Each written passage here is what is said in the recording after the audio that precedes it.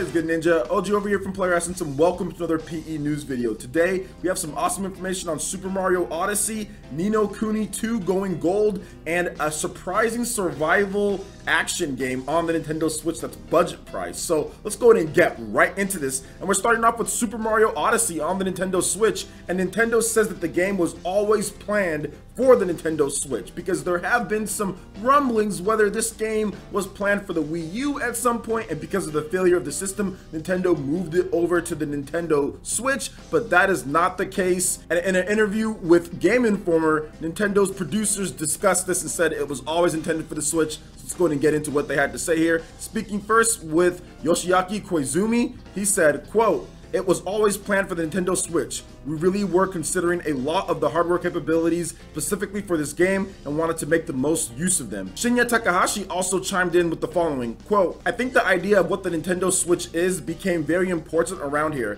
because it can both function as a console or a portable device. We really thought about what sort of software features would make the best use of those capabilities. Super Mario Odyssey really answers a lot of that capability in the way we had hoped. We wanted to time it for the year-end release to make the most of that as well." So there you go. A lot of people were assuming that since Super Mario Odyssey came out pretty close to when the Nintendo Switch launched in that first year, that maybe that it was ready a little bit sooner and it could have been on the Wii U, but then they decided to move it over to the Nintendo Switch, but that was definitely not the case. But if you look at what Super Mario Odyssey accomplishes, I doubt that it would be able to run as efficiently or do what it does in terms of the game if it was on the Wii U. And some people were probably thinking, like, you know, since the Wii U failed so badly that like Nintendo had to do something in order to move projects over, which I do think that we're going to see that. I do think that we've seen that already, and we're going to maybe even see more of that from Nintendo. I think, for example, the Nintendo Labo, like you have that robot game, right? That was canceled on the Wii U and moved over to the Nintendo Switch. That used to be Miyamoto's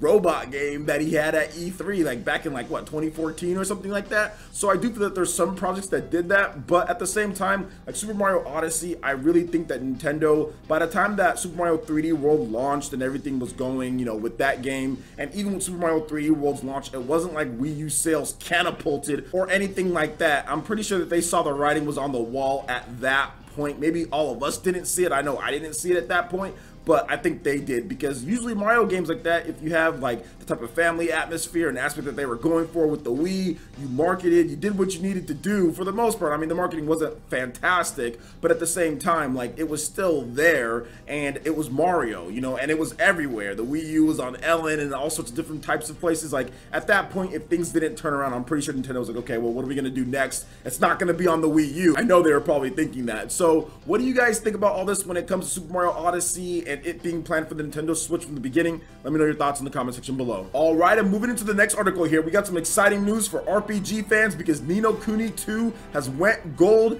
and the Building the Kingdom developer diary was also released. And we won't go over everything when it comes to it, but I do want to talk about No Kuni II just a little bit. So No Kuni II Revenant Kingdom has went gold. Publisher Bandai Namco and developer Level 5 has announced. That means the game has completed development and is preparing for manufacture to meet the late March release date. Now here's a little bit of an overview of the game for those who don't know what No Kuni II is about. So a treacherous coup has dethroned Evan Pettywhisker Tydrum, the young ruler of the Ding Dong Dell.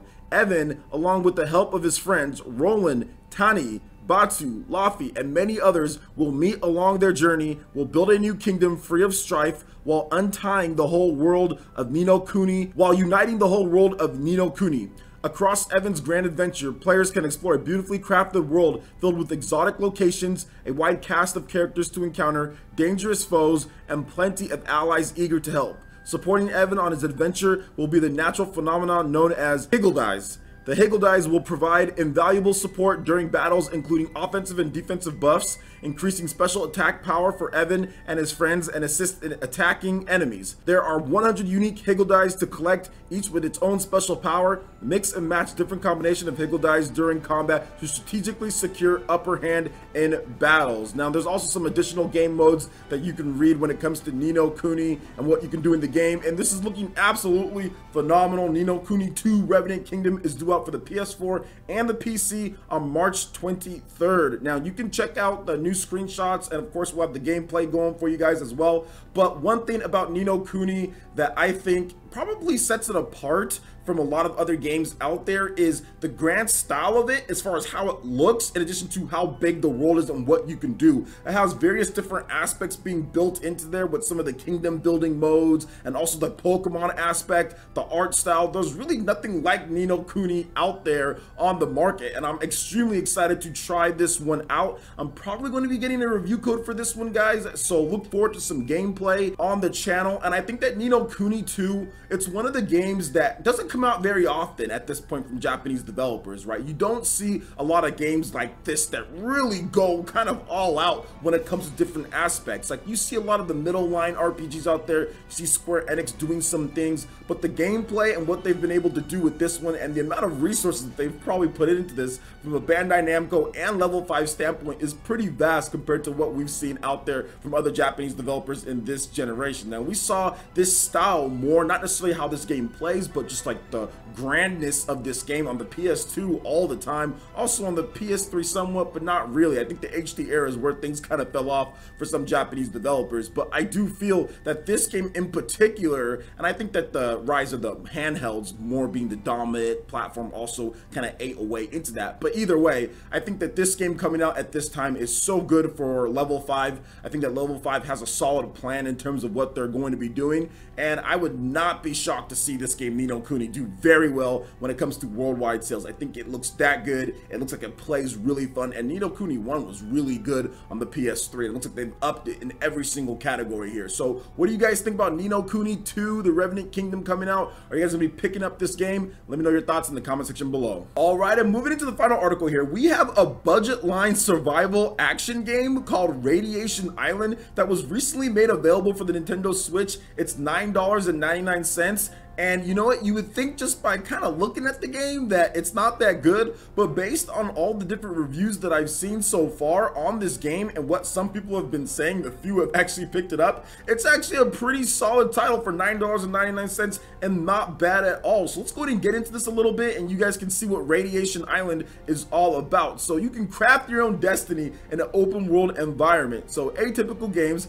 has announced that Radiation Island, its survival action game, previously only available for PC and smartphones, is now available for the Nintendo Switch via the eShop for $9.99. Here's an overview of the game via the eShop. Radiation Island is a survival adventure game where you can craft your own destiny in a huge open world environment. As part of the Philadelphia experiment, you have become stranded in a parallel alternate reality. Discover this new and mysterious world with all its surprises. Use everything you find to survive and solve its puzzle to get back to the real world. Follow your own path in an environment of breathtaking beauty and gigantic scope. Explore huge forests inhabited by dangerous wolves, bears, and mountain lions. Investigate abandoned villages and old military compounds where zombies guard vital tools, weapons, and cues to the secret of this world. You can even swim and dive. You can avoid the hungry crocodiles. Yo, shout outs, Crocodile Dundee in the house.